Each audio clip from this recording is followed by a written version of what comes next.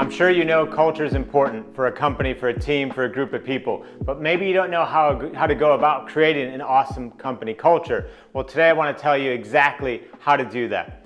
Hi, my name is Partaker, and I coach CEOs, entrepreneurs, leaders, and help them close that gap between who they are and who they're capable of being, not just with themselves, but also with their companies.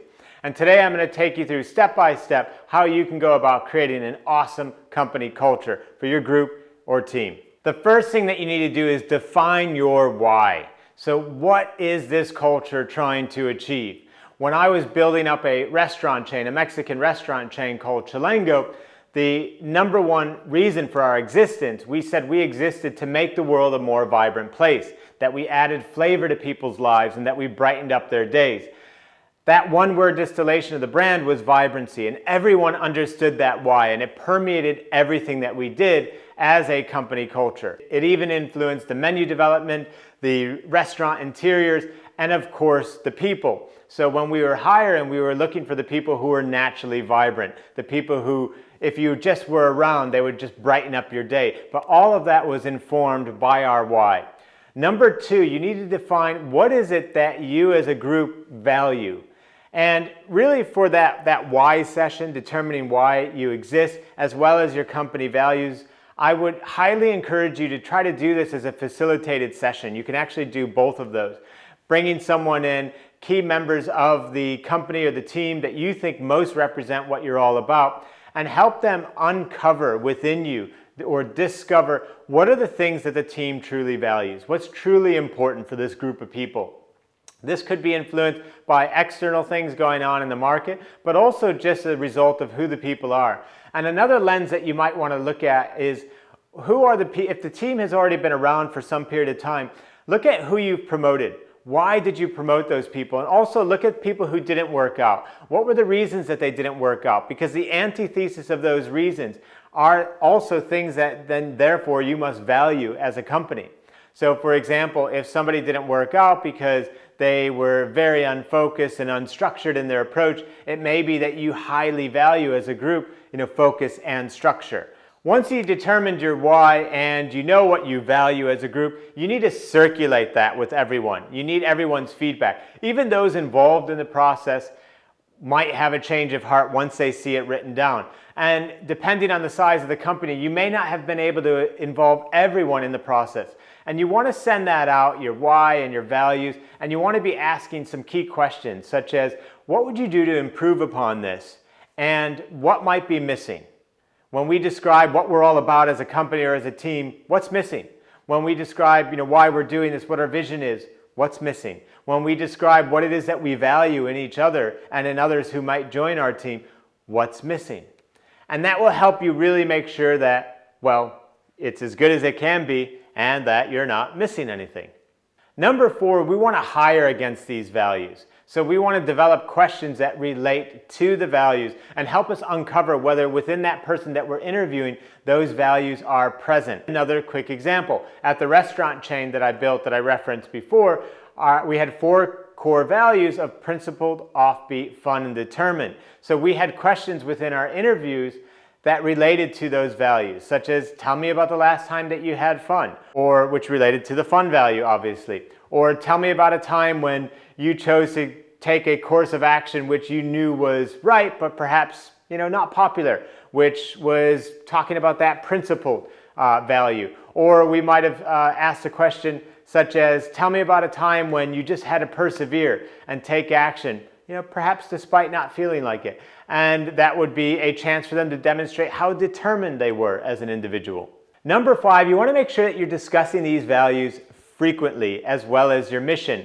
And one of the ways that you can be doing this, especially as you've newly created this, when you're still kind of in installation mode, if you will, is in your weekly team meetings, both as a leadership team and perhaps push down to the individual sub-teams, is have them discuss the mission and the values weekly.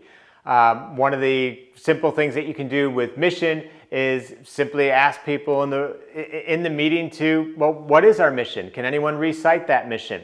And then with the values, you could be asking people to come to the weekly team meeting or your staff meeting, whatever you're doing, with one example of a value in the past week that they thought that they were really championing, that they were really living and representing, and one area or value that they felt that they could be doing a better job at, that they could be playing a higher level game at, or taking things up a level.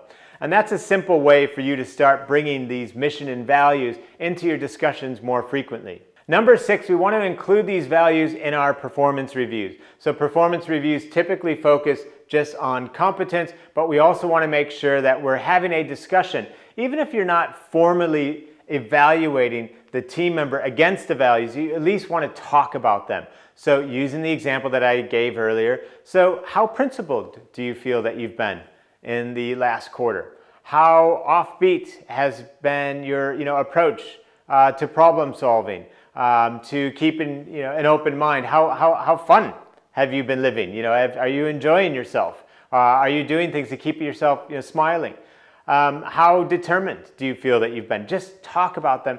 Have them as a discussion point, not just on a frequent basis, weekly as we talked about before, but also in a bit more of a self-reflective basis as part of your performance review process. Number 7, think about how you can reward and recognize people who are living these values. One of the simplest things that you can do here is, as part of your quarterly planning or whatever process that you use to set goals for the company, have an award ceremony.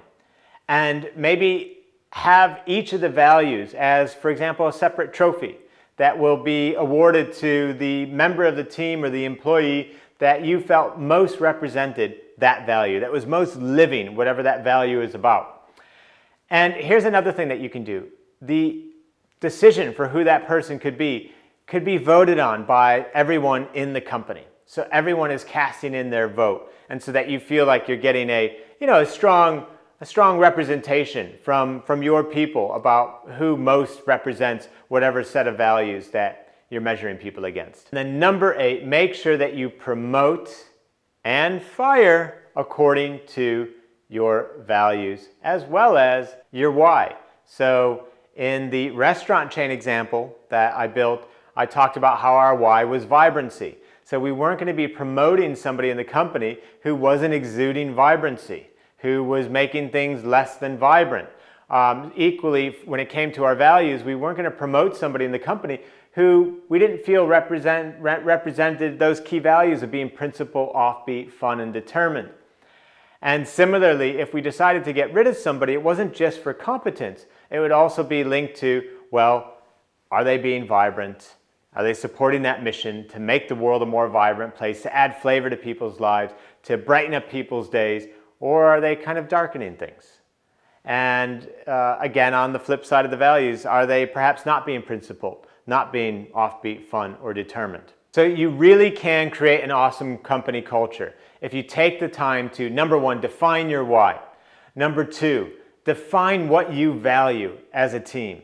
Number 3, circulate that draft with people in your company to get feedback on it. How could you improve it? What might be missing? Number 4, if you make sure that you're hiring against it. Number 5, if you make sure that you're discussing these values on a frequent basis. Number 6, if you build that discussion and that deeper self-reflection into your performance review process as well. Number 7, make sure that you're rewarding and recognizing against the mission and the values. And number 8, make sure that you're also promoting and firing, if you need to, against those mission and values. And if you do all of that, you're guaranteed to help create an awesome company culture for you and your team. So I hope you've enjoyed that. And if you head over to my website at ericpartaker.com, you can also subscribe to my weekly newsletter.